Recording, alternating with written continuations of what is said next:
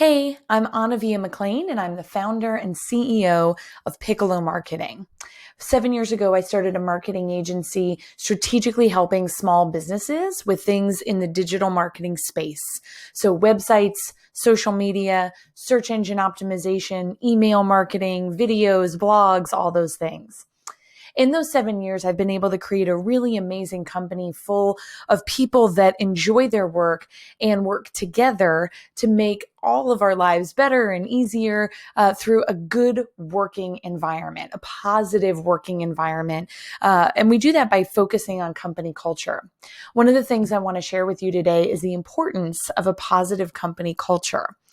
Unfortunately, a lot of times that gets overlooked. Being in a place that you enjoy working can oftentimes take a back seat to just getting a job and making money and being able to pay bills, which is very important. I understand. But because we have the opportunity to talk about this now and give you some of the hindsight of, or the benefit of our hindsight, things that we've learned, I want to kind of share with you a little bit about my journey and why picking a positive work environment that really suits you is important. So first of all, I started working in restaurants when I was 16. I was a hostess at one of those places where you sweep peanuts off the ground. And it's no longer there anymore, but it was a good restaurant and it was a good learning experience. Basically, what I learned there as a 16-year-old female in a restaurant environment was that, it was great to get a paycheck, to be able to pay for my cell phone and, my first car and things like that. But it was a really toxic work environment. So as a young female, there was a lot to do with sexual harassment, discrimination, and just in general, people that, sort of looked down on you for being so young. And I get it. It's a first job. It's part of what you go through and you learn. But it really taught me a lot about how when you come into work and you don't like the people you work with or you don't like the work you're doing, I very quickly became frustrated.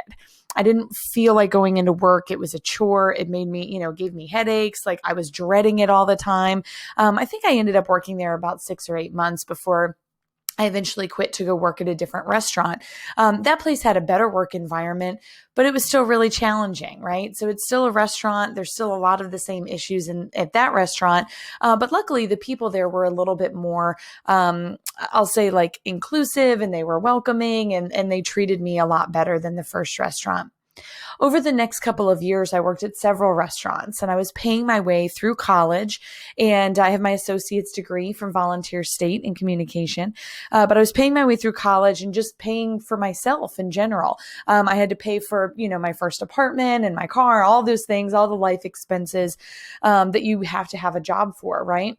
I became a server, and so that made it a little bit easier. I was up a little bit in the totem pole or the hierarchy of work. But what I found was that in general, the restaurant industry, where I liked it in some times, I liked the rush of the night and I liked helping people and the conversations I had with our customers.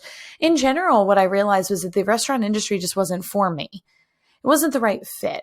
It didn't match my personality. It didn't match my skill sets. And because I had sort of stumbled into it as a teenager, I thought that that's where I needed to continue. I thought I would work up a corporate ladder, so to speak, until I was the general manager of a restaurant or something. And it really sort of implanted in my head that because I started a job or a career in this industry, that's where I should keep going. Unfortunately, I carried that into really my first career job.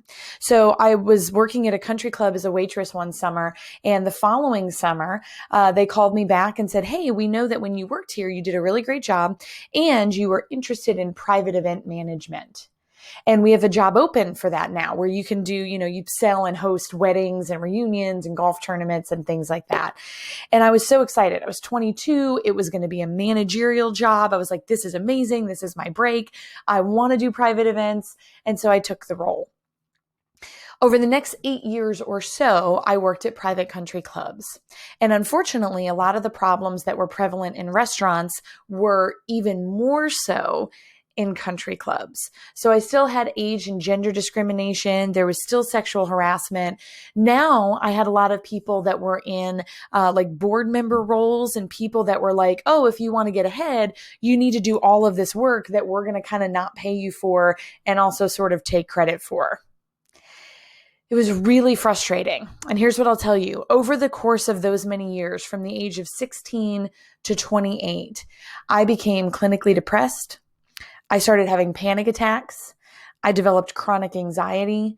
And overall, I just could not get out of sort of this like mental health, like prison of this is the career I've chosen and I have to stick with it in order to work my way up the ladder and, get a promotion and get raises. And I was convinced that this was the only place I could be. Eventually, it was so much that I decided I had to leave that industry and I quit. I went to work for a startup marketing agency. Although that wasn't a great environment either, it taught me about remote work. And the people that I worked with there were so lovely to work with that I realized you can have a positive place to work. You can enjoy your work. It takes work to figure out what your skill sets are and how you can, use that in your job and find the right path and the right place for you. But once I did, it was amazing. So refreshing. It's a night and day experience to be able to get to come to work every day and love what you do and love the people you work with.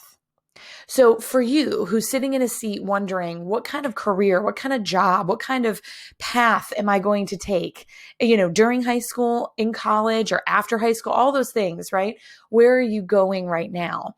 One of the things that I will challenge you to do is to think about when are you doing something in your life that really makes you so happy that you enjoy it enough that you lose time.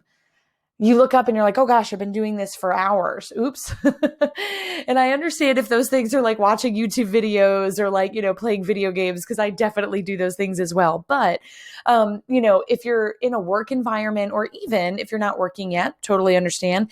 If you're doing project work with, your classmates, if you're doing a volunteer project, if you're in your church, your sports, on your sports team, in your community, what are the things that you're doing that you really enjoy? Because it might be something that you haven't identified yet as a real passion. So maybe you enjoy teaching or coaching other people in something that you're really good at. Right? And so maybe teaching or coaching isn't something that you've considered. Doesn't mean that you can't do it within a certain industry or a career path. But if you know some of these things about yourself and what really lights you up and gets you excited, it's going to help you create a positive work environment by picking a job, an industry, a company that really speaks to those values. The sooner you're able to identify those things for yourself, how you communicate, where your skill sets are, and how you like to work with other people, the better off you will be to pick a job and a career overall. If you have any questions about this, I'm happy to chat, but I hope that this was helpful today. Excuse me. And we're going to do a series of videos talking about how I've created a positive company culture in Piccolo marketing. So hope this was helpful.